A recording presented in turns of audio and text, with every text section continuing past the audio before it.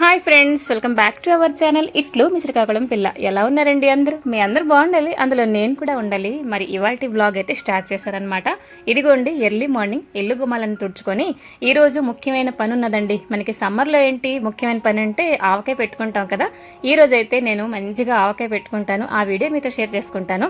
ఇంకా కోడి కూడా కోయలేదండి, హాయిగా నిద్రపోతున్నట్టుంది. ఈ మధ్యన కొంచెం వెలుతురు వచ్చాకనే మా గుమ్మానికి ఒక కోడి చక్కగా వచ్చి హ్యాపీగా కూర్చున్నదనమాట.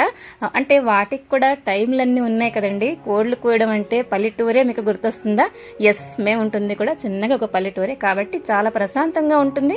అండ్ మేము ఉంటున్న వీధిలో కూడా చాలా తక్కువ ఇల్లు ఉన్నాయండి, ఇంకా ప్రశాంతంగా ఉంటుందన్నమాట. సో ఇదిగోండి ఇల్లు గుమ్మలను తుడుచుకున్న తర్వాత చక్కగా నేను ఈరోజు ఏంటంటే మాకు తెలిసిన వాళ్ళు నిన్న మల్లి మొగ్గలు ఇచ్చారనమాట. సో అవన్నీ చక్కగా నేను పూజ చేసేందుకైతే రెడీ చేసుకున్నాను. ఇదిగోండి అలంకరించిన తర్వాత అయితే చాలా బాగున్నారు కదా. ఏంటోనండి పువ్వులు నాకు పెట్టుకునే కంటే పూజ చేయడం అంటే నాకు చాలా ఇష్టం అనమాట. మీకు కూడా అంతేనా? కింద తప్పకుండా కామెంట్ చేయండి. మరి ఇది మల్లెపూల సీజన్ కదండి, చాలానే ఇచ్చారనమాట.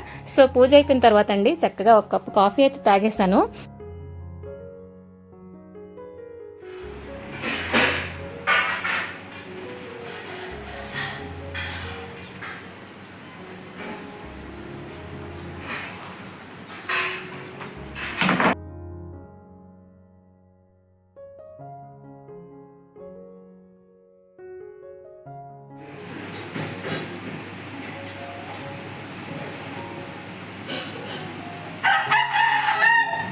సో ఇదిగోండి ఆవకాయ పెట్టడానికి అయితే వచ్చేసాను. పెద్దగా నేను కోసేస్తానేమో అనుకున్నాను కానీ అంత సీన్ లేదండి.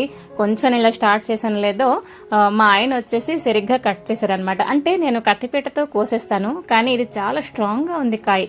ఇవైతే కలెక్టర్కి వెళ్ళి తీసుకున్నామండి.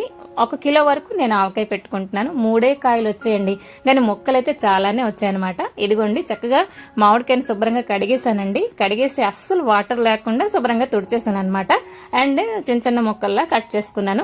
చిన్న ముక్కలు అంటే మరీ చిన్న ముక్కలకి అయితే కావండి, ఆ మాత్రం సైజులో అయితే కట్ చేశానండి. ఇదిగోండి ఇప్పుడైనా టెంక కట్టేస్తాయి మామిడికాయలు. అసలు టైం కంటే ముందరే మనకి ఈ మామిడికాయలు అయితే టెంక కట్టేస్తాయి అనమాట. సో ఎక్కువగా మేమైతే కలెక్టర్ కాయలే ఆవకాయ పెట్టడానికి ప్రిఫర్ చేస్తాం అనమాట. ఎక్కువ పుల్లగా ఉండవు కదండి, అందుకే. సో ఇప్పుడు ఏంటంటే కొంచెం మెంతులు అలాగే కొంచెం జీలకర్ర అయితే డ్రై రోస్ట్ చేసుకుంటున్నానండి. అండ్ ఇది పౌడర్ చేసేస్తాను. ఇది చాలా స్పెషల్ ఆవకాయ అండి. రెగ్యులర్గా మనం ఆవపిండి వేసి చేస్తుంటాం కదా, లేకపోతే అంటే మెంతు బద్దలు వేస్తుంటాం. ఇది అది కాదు, మసాలా ఆవకాయ అనమాట. మీరు ఎప్పుడైనా విన్నారా? కింద తప్పకుండా కామెంట్ చేయండి. ఇదిగోండి మాటల్లోనే మెంతులు అండ్ జీలకర్ర ఇలా రెడ్గా ఫ్రై అయిపోయాయి కదా. కొంచెం చల్లారిన తర్వాతనండి ఇదైతే నేను ఇదిగోండి పొడి అయితే చేసేస్తాను. ఈ ఆవకాయకి ఇంకో ముఖ్యమైన వస్తువు ఏంటంటే అల్లం వెల్లుల్లి. సాధారణంగా మనం వెల్లుల్లి అయితే ఎక్కువ వేస్తాం కదా, ఈ మసాలా ఆవకాయ కొంచెం డిఫరెంట్గా ఉంటుందండి. టేస్ట్ మటుకు చాలా బాగుంటుంది. అయితే అల్లం వెల్లుల్లి వితౌట్ ఎనీ వాటర్ మనం అయితే మిక్సీ పట్టేయాలి. అస్సలు వాటర్ అనేది యాడ్ చేయకూడదండి. మనకు ఆవకాయలో వాటర్ వేస్తే పాడైపోతుంది కదా. సో మిక్సీ పట్టేశాను. ఇప్పుడు అదే ప్యాన్లోన కాస్తంత ఆయిల్ అయితే వేడి చేసుకున్నానండి. ఆయిల్ అంతా వేడెక్కిన తర్వాతనండి స్టవ్ అయితే ఆఫ్ చేసేయాలి, లేకపోతే మరీ సిమ్లో పెట్టుకున్నా మంచిదే. ఈ పేస్ట్ చేసిన అల్లం వెల్లుల్లి ఇప్పుడైతే కొంచెం ఫ్రై చేస్తానండి.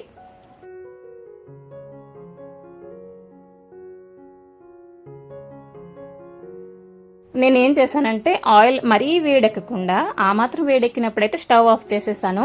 ఆ వేడికి ఇప్పుడు మనకి అల్లం వెల్లుల్లి పేస్ట్ అనేది ఫ్రై అవుతుంది అనమాట.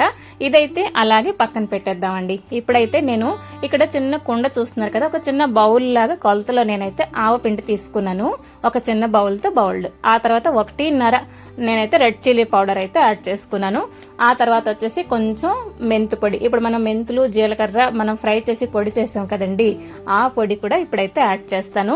ఇదైతే మెంతు పొడి ఎక్కువ వేయకండి, ఎందుకంటే 1 కిలో మామిడికాయలకి నేనైతే చూస్తున్నారు కదా 1/2 వంతు వరకు నేను మెంతు పొడి ఈ గిన్నెతో అయితే యాడ్ చేశాను. గిన్నె అంటున్నాను చూడండి, కొండ.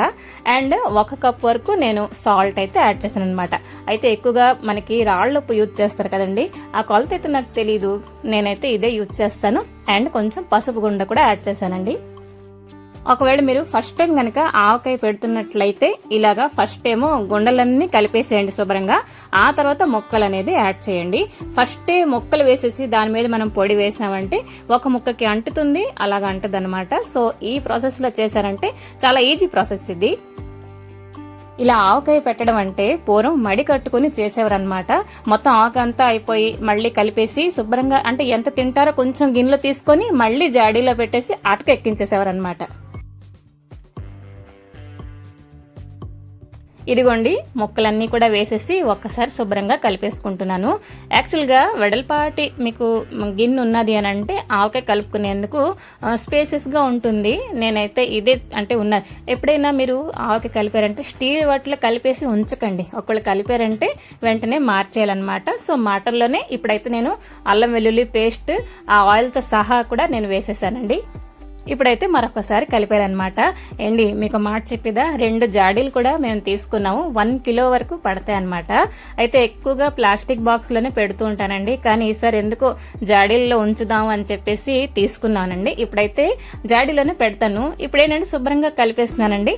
అయితే మనకి వీలుగా మీరు కలుపుతున్న గెరిట కూడా డ్రైగానే ఉండాలండి, తడి అన్నది అస్సలు ఉండకూడదనమాట. ఇదిగోండి శుభ్రంగా కలిపేసాం కదా, మూత పెట్టేసి ఒక రాత్రంతా వదిలిపెట్టేసానండి. ఇది మరుసటి రోజు మార్నింగ్ అనమాట. చూడండి ఆయిల్ అంతా తేలిపోయి ఎంత నోరూరిపోతున్నదో చూస్తుంటే. ఇప్పుడు కొంచెం తాలింపు యాడ్ చేసుకుందాం. రెడ్ చిల్లీ, ఆవాలు, మెంతులు, అంతేనండి. అయితే అది కూడా కొంచెం ఎక్కువ ఆయిల్ తోటి నేను తాలింపు అనేది వేసాను. తాలింపు వేసిన తర్వాత మరొకసారి కలిపేసి మూత పెట్టేస్తారు, లేకపోతే గిన్నెలోంచి మార్చేస్తానండి. స్టీల్ గిన్నెల్లో మనం ఆవకాయ పెట్టకూడదు, పాడైపోతుంది. ఆవకాయ పెట్టుకోవడం అనేది ఒక ట్రెడిషనల్ వర్కే కదండి. మా నాన్నమ్మ అయితే ఎన్ని రకాలు అంటే బెల్లం ఆవకాయలో ఎండావకాయ, నెక్స్ట్ ఎండావకాయ ఇలాంటివన్నీ పెట్టిదండి. సో నేను నెక్స్ట్ ఈ వీడియో కనుక మీకు నచ్చితే కామెంట్ చేయండి. నెక్స్ట్ నేను బెల్లం ఆవకాయ రెసిపీ కూడా మీతో షేర్ చేస్తాను. ఇదిగోండి జాడీ తీసుకున్నానని చెప్పాను కదా, నిన్నైతే శుభ్రంగా వాష్ చేసేసాను. ఆ తర్వాత పొడి గుడ్డతోటి తుడిచేసి ఆరబెట్టేసి ఉంచాను అనమాట. ఇప్పుడైతే జాడీలోకి ఎత్తి పెట్టేస్తున్నాను. నాకు ఎంత ముచ్చటగా అనిపిస్తున్నదో. ఇన్నాళ్ళు ప్లాస్టిక్ బాక్స్ లో అయితే ఉంచేదానండి. లాస్ట్ వీడియోలో చూసి ఉంటారు కదా, ఒక ప్లాస్టిక్ డబ్బాలో అయితే ఉంచానమాట. ఇది 1 కిలో వరకు పడుతుందంట. 2 వచ్చాయండి. 2ను 350 రూపాయలు ఎంత తీసుకున్నారు. బాగున్నాయండి, చాలా బాగున్నాయి.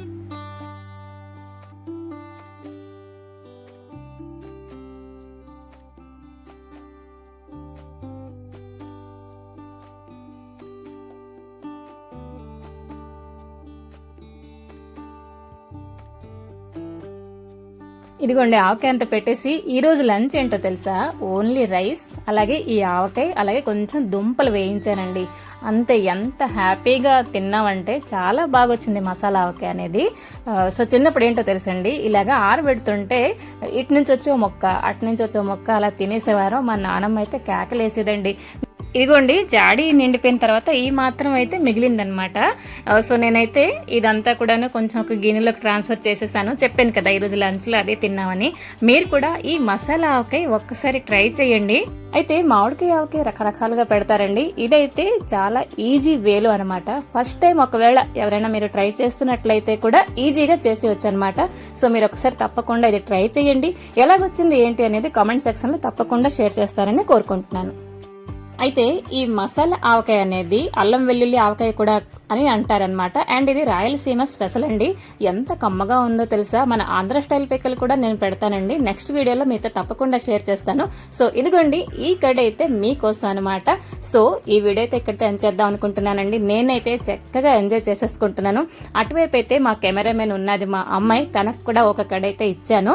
సో సరేనండి, ఈ బ్లాగ్ అయితే మీకు నచ్చిందని అనుకుంటున్నాను.